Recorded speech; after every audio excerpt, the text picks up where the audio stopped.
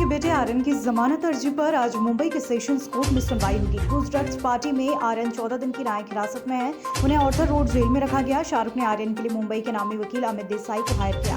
वो सतीश मानशिंदे के साथ मिलकर इस केस की पैरवी करेंगे। बता दें, देसाई ने साल 2002 में सलमान खान को हिट एंड रन केस में बरी कराया था।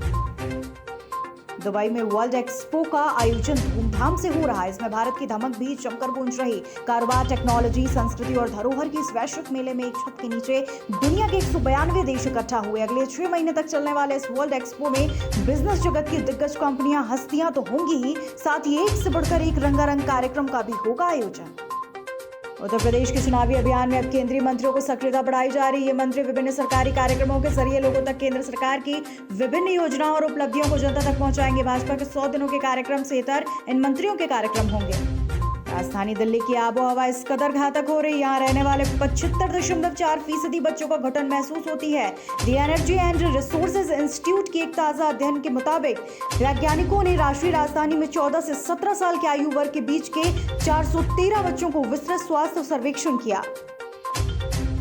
गुजरात के मुंद्रा पोर्ट पर 2,988 किलोग्राम हेरोइन ड्रग्स बरामद के मामले में मंगलवार को एनआईए की टीम नोएडा सहित एनसीआर के कई ठिकानों पर पहुंची। एनआईए ने एक्सप्रेसवे थाना क्षेत्र के सेक्टर 134 की जेपी कॉस्मोस सोसाइटी पहुंचकर छानबीन की। देश में कोयला संकट गहराता जा रहा। कई राज्य ब्लैकआउट की आशंका जाहिर कर चुके हैं। संभावना है अगले कुछ दिनों में कोयला संकट कम हो सकता है। केंद्र ने मंगलवार को कहा, सरकार अगले 5 दिनों में कोयला उत्पादन 1.94 मिलियन टन से बढ़ाकर 2 मिलियन टन प्रतिदिन करेगी। कोरोना काल में वैसे तो नौकरियों पर संकट छाया रहा, लेकिन उस दौरान जो भी नई नौकरियां उपलब्ध हुई उनमें महिलाओं की हिस्सेदारी थोड़ी बढ़ी है। विशेषज्ञ इसके पीछे कई कारण मानते हैं, जैसे वर्क फ्रॉम होम की सुविधा, नर्सों की अधिक नौकरियां निकलना और अपेक्षाकृत कम वेतन वाले स्टाफ को तरजीह दिया जाना। देश में कोरोना संक्रमण के मामलों में लगातार गिरावट जारी। फेस्टिव सीजन से पहले लगातार 5वें दिन 20,000 से कम केस। बुधवार को आए आंकड़ों के मुताबिक बीते एक दिन में महज 15,823 नए केस ही मिले।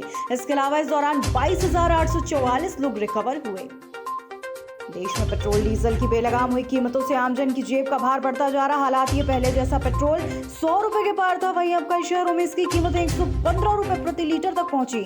बात करें आज यानी कि 13 अक्टूबर बुधवार की, तो फिलहाल भारतीय तेल विपणन कंपनियों यानी कि आईओसी, एचपीसीएल और बीपीसीएल ने ईंधन के दाम में कोई फेरबदल नहीं किया। यानी कि आज देश भर में पेट्रोल और डीजल दोनों ही कल वाले पुराने दाम पर हो जाएंगे उपलब्ध। देश का शेयर बाजार कारोबारी सप्ताह के तीसरे दिन जबरदस्त तेजी के साथ खुला। इस दौरान सेंसेक्स और निफ्टी दोनों ही हरे निशान पर रहे। बॉम्बे स्टॉक एक्सचेंज के 30 शेयरों पर आधारित संवेदी सूचकांक सेंसेक्स 201.01 अंक की तेजी के साथ 6,485.32 के स्तर पर खुला। नेशनल स्टॉक एक्सचेंज के 50 शेयरों पर आधारित संवेदी सूचकांक निफ्टी 82.50 अंकों की बढ़त के साथ 18,074.50 के स्तर पर खुला।